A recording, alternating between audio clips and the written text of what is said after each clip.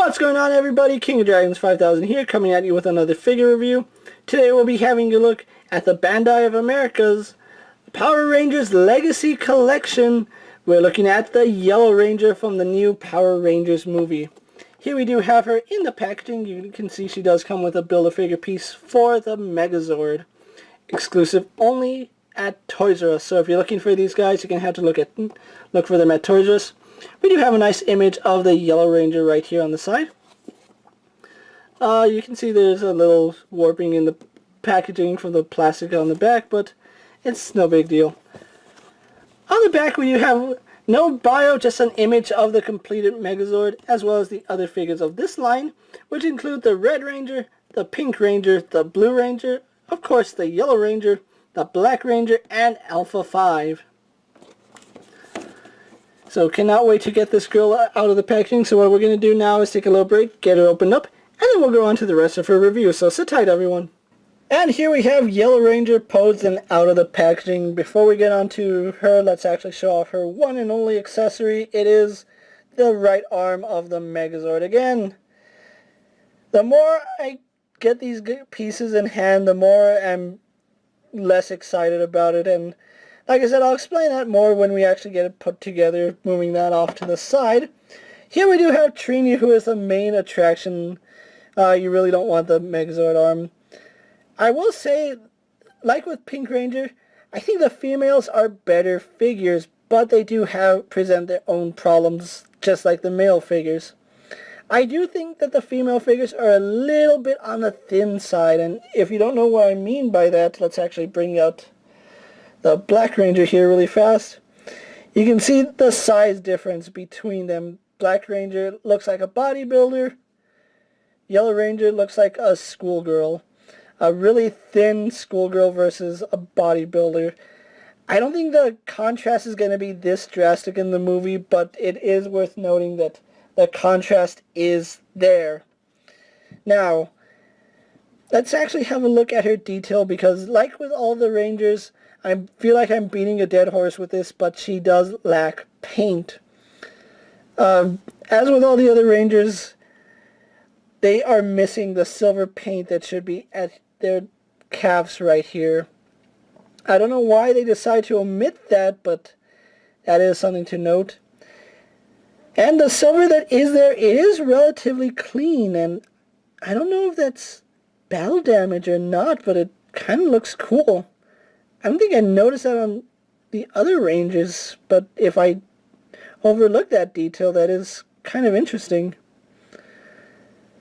But the silver paint of where it is really clean, and I really do like that. The blue stands out really well.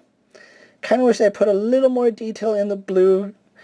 It does look like it's a tiny little galaxy right here in their chest, which I kind of wish they found a way to implement that.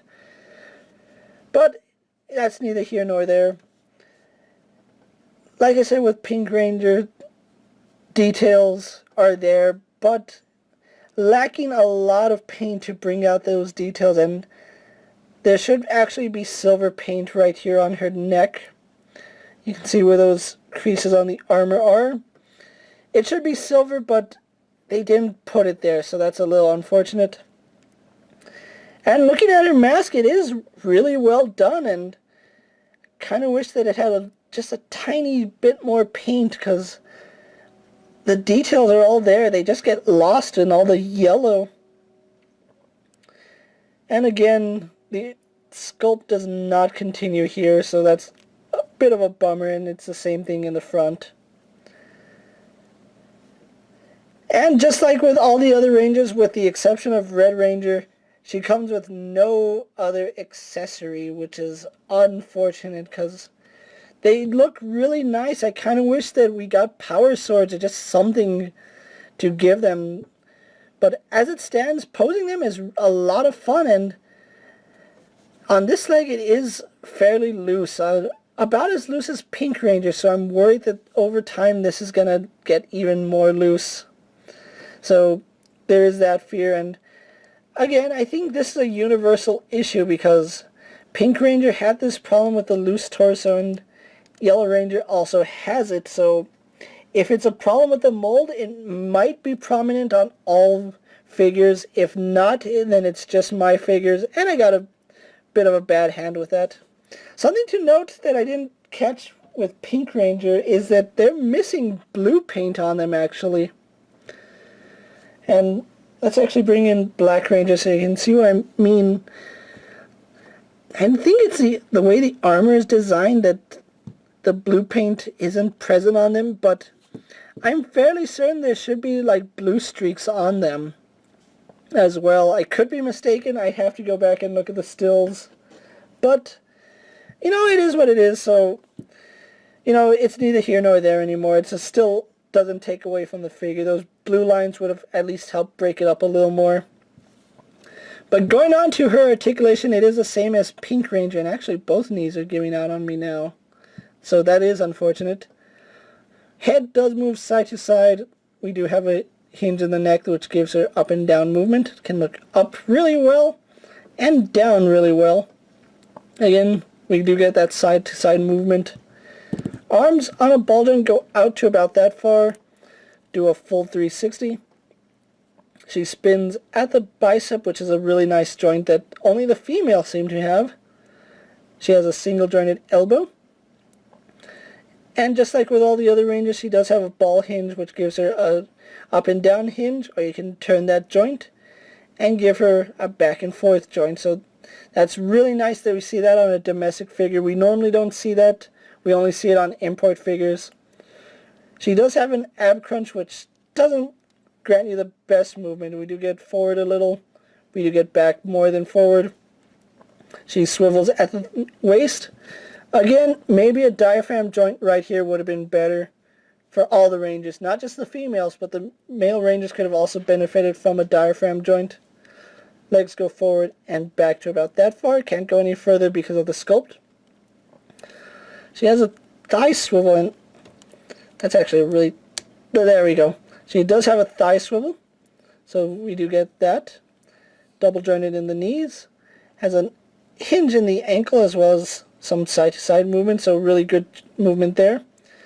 So that's Trini for you guys. What I'm going to do now is get her posed and move on to my final thoughts. Then we'll wrap up this review, so sit tight everyone. And here we have Yellow Ranger posed for my final thoughts, and unfortunately, again, lightning has struck twice. You can see I am having a really hard time getting Yellow Ranger to stand in any kind of action pose because her knees gave out on me. It was just as I feared, that these joints got really loose the more I messed around with them, and you can even see like me trying to pose her. It's like a real struggle, and that's really unfortunate because I haven't had that much of an issue with Pink Ranger. I mean, her knees are weak, but then loosening this joint, like, you can see how loose it is now, so I don't know if it's the plastic they used for Yellow Ranger or what, but she is now a pain to try to stand, and I'm going to have to figure out a way to fix these joints because that is ridiculous. She is just way too loose at this point.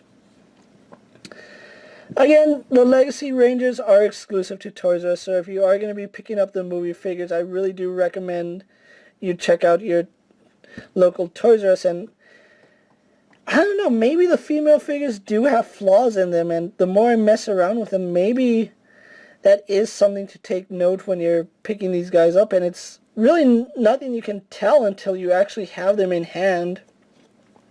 So I'm just going to try to stand her up right and try to finish this review without, just by leaving her standing still. Okay, there we go.